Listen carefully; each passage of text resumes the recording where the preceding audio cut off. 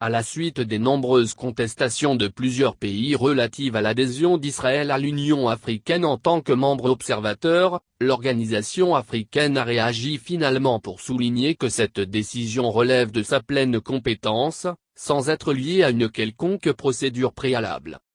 Environ 14 pays de l'Union africaine, UA, ont manifesté leur mécontentement après l'adhésion de l'État hébreu comme observateur au sein de l'organisation. Cette démarche a suscité des interrogations sur ce qui se passe réellement au sein de cette instance continentale. Le président de la commission de l'UA, Moussa Faki Mahamat, a donc sorti un communiqué pour expliquer sa décision d'accréditer le représentant de l'État d'Israël.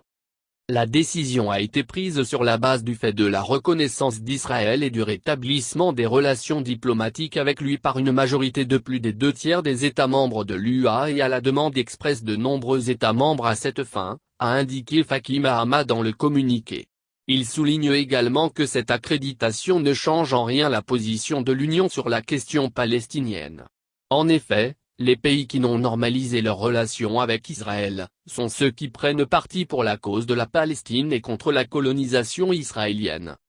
Tout en acceptant cette accréditation, le président réitère, comme il l'a clairement indiqué lors de la présentation des pouvoirs par le représentant permanent d'Israël auprès de l'UA, l'attachement indéfectible de l'organisation panafricaine aux droits fondamentaux du peuple palestinien, y compris le droit de créer un État national indépendant, avec Jérusalem et pour capitale, dans le cadre d'une paix globale, juste et définitive entre l'État d'Israël et l'État de Palestine, a souligné Faki.